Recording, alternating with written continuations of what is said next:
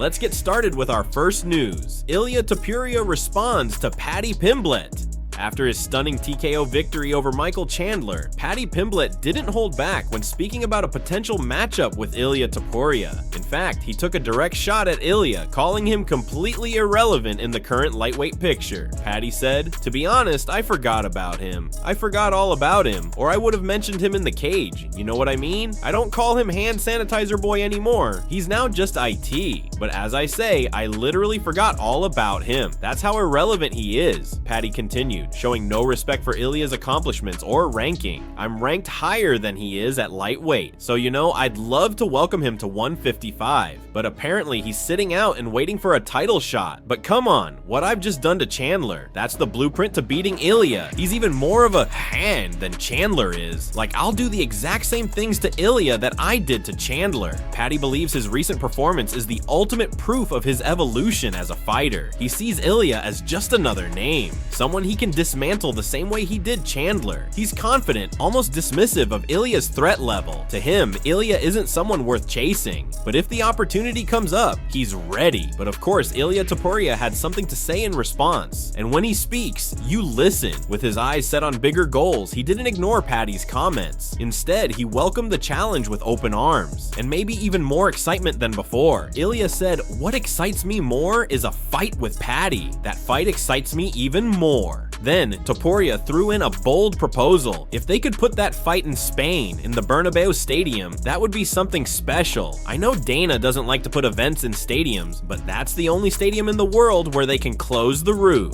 Topuria sees the fight as not just a grudge match, but an opportunity to make history on home soil. A clash with Paddy Pimblett under the closed roof of one of the most iconic stadiums in the world could become one of the most electrifying matchups in UFC history. Two rising stars, two very different mindsets, and one potential war waiting to happen.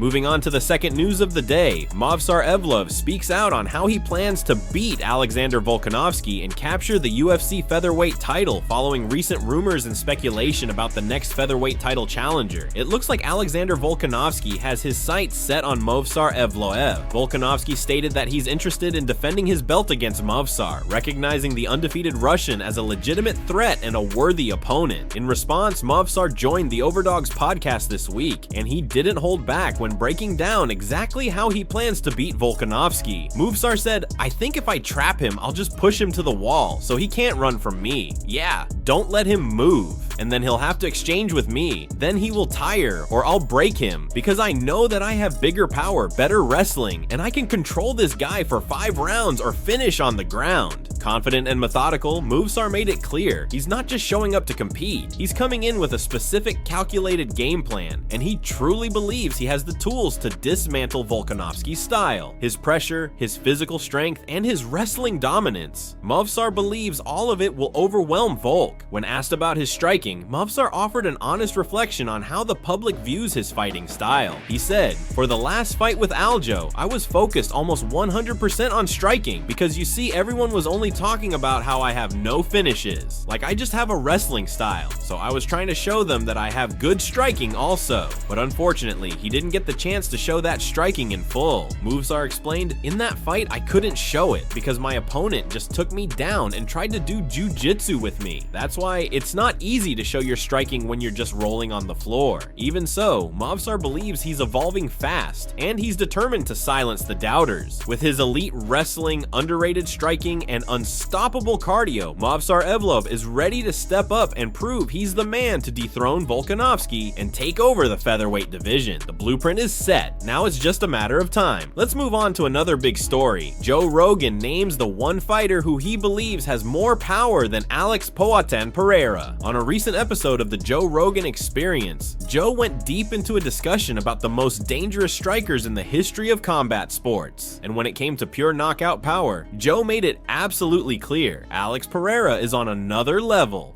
Rogan said, "Alex Pereira is the scariest kickboxer that's ever competed in the sport. The one guy above all that, if he hits you once, you're dead. Out of all the guys I've ever seen fight, I don't think anybody. I can say that more than that guy, including in kickboxing and everything. But there was one exception, one name who Rogan believes might just have an edge when it comes to sheer knockout force. And that name is Francis Ngannou. Rogan continued, "He has more power than anybody I've ever seen, except Francis Ngannou. But Francis is 265 pounds, weight class to weight class. Francis can put anybody out too, but he's not at the same skill level as Poatan." According to Rogan, what makes Pereira truly terrifying isn't just his power, it's the precision, the technique, and the way he can time a shot so perfectly that his opponents don't even see it coming. He explained, "The dude's terrifying, absolutely terrifying. That power is from God. He's got a weird gift that's just different from anyone."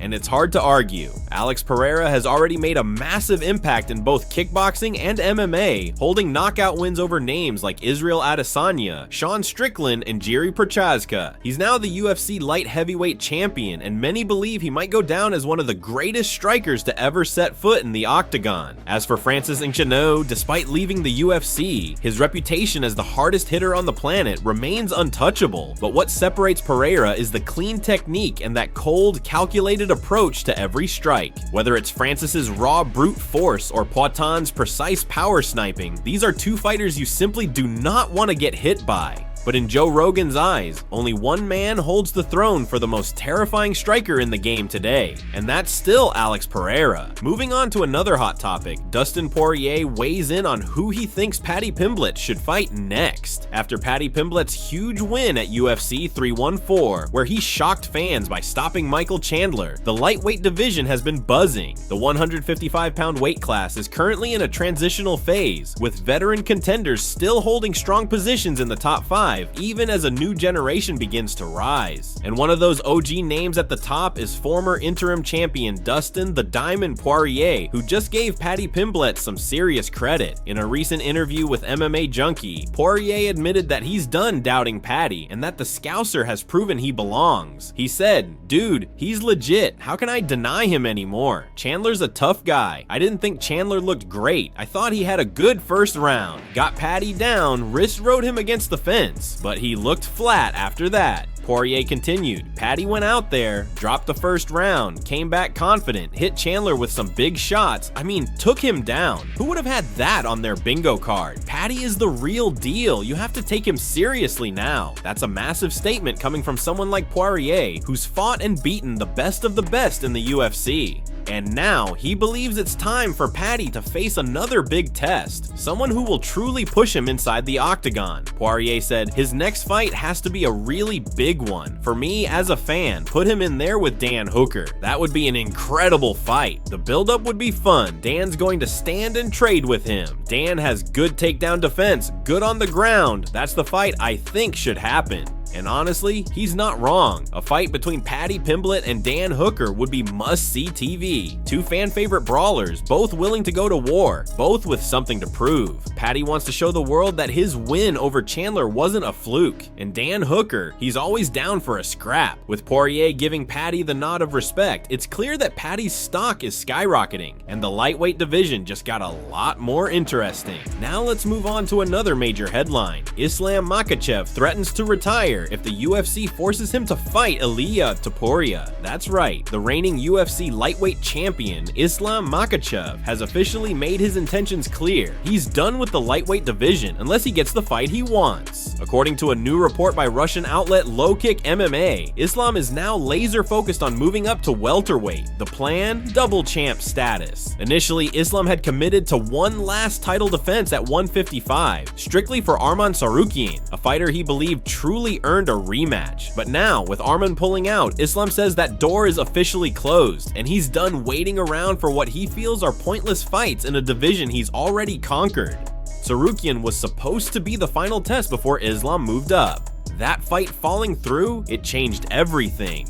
Now, Islam is publicly calling for a shot at the winner of Balal Muhammad versus Jack Della Maddalena, a matchup that's set to determine the next welterweight king. For Islam, the mission is clear: win that second belt and etch his name in the history books as a two-division champion. Here's what Islam had to say: "To be honest, there are no more exciting fights left for me at lightweight. It was supposed to be Arman, but now that's not happening. They have to give me a shot at the welterweight title. I need that second belt. Either I get it or I'm done." Those are strong words, and they've lit a fire under the MMA world. Meanwhile, fans and even UFC President Dana White are pushing for a different direction. A blockbuster super fight between Islam Makhachev and Ilia Topuria, the undefeated Spanish-Georgian featherweight champ who's been making headlines of his own. The hype is real. Champion versus champion. Dagestan versus Georgia. Wrestling versus knockout power. It's a fight that could sell out a stadium and deliver fireworks. But here's the twist. Islam wants none of it. He sees Topuria as a distraction from his true goal, and he's even hinted that if the UFC tries to push him into that matchup, he might just walk away entirely, retire, vacate the title. So now, the pressure is on the UFC. Do they give Islam the welterweight shot he's demanding? Or do they push for the Topuria super fight and risk losing one of their most dominant champions? What do you think? Should Islam chase welterweight gold or settle unfinished business with Ilia? Let us know in the comments. Let's move on to another big story. Netflix CEO breaks his silence on a potential UFC deal, with the UFC's exclusive negotiating window with ESPN now officially closed. The future of the promotion's broadcast rights is wide open, and one name that keeps popping up in conversations is Netflix. That's right. Could the streaming giant be the next home for UFC events? UFC President Dana White certainly stirred the pot after the Vulcganowski vs. Lopez card, where he openly addressed the media and hinted that the pay-per-view model, which has been a cornerstone of the UFC's revenue structure, might be on the chopping block if the right deal comes through. And if that change is coming, it makes sense that the UFC is eyeing streaming platforms like Netflix for a massive shift in strategy. However, we finally heard from Netflix co-CEO Ted Sarandos, who commented directly on all the speculation. During a recent press event, Sarandos made it clear that live sports are not a top priority for the company at this moment. Quoting Sarandos via MMA Fighting's Damon Martin, "Our live event strategy is unchanged. We remain really focused on the big breakthrough events. Our audiences love them. Live is a relatively small part of our content spread." So there you have it. According to Sarandos, Netflix is still committed to doing select live events, like comedy specials and award shows, but not full-scale live sports broadcasting, at least not yet. But here's where things get interesting. Many fans and media insiders are already calling this out as a negotiation tactic, a strategic move to downplay Netflix's interest in the UFC while talks are still happening behind closed doors. In the world of billion-dollar media rights deals, it's not uncommon for executives to negotiate in public, downplaying their hand until it's time to make a power move. Remember, the UFC's current deal with ESPN, worth hundreds of millions annually, expires at the end of this year. That means the clock is ticking, and the UFC is likely shopping around for the best possible partner who can bring maximum reach and potentially transform how fans consume fights. So, what's next? Will the UFC stick with ESPN and Disney, jump ship to Netflix, or maybe shock the world with an entirely new platform? Let us know what you think. Should UFC stay on traditional pay-per-view, or is it time to go full streaming for the future? Let's move on to another headline. Balal Muhammad says he'd rather have doubters than fans.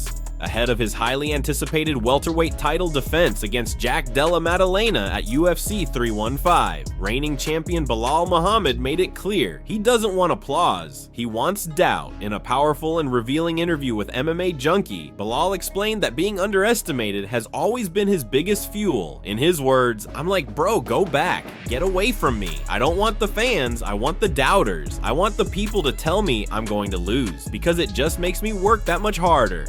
That's the mindset of a man who's been counted out more times than he can remember, and used it as motivation every step of the way. Balal has never relied on public support or hype. Instead, he credits his tight inner circle, his coaches, and teammates for keeping him grounded and focused. There's no easy fight in this game, no easy win. In my head, I'm going against the best striker in the world. In my head, I'm going against Canelo Alvarez, so I have to train like I'm facing those guys just so I don't look past Jack and I don't take my foot off the gas. Even though he's walking into UFC 315 as the champion, Balal insists he still sees himself as the underdog, a challenger who's still fighting for everything he's earned.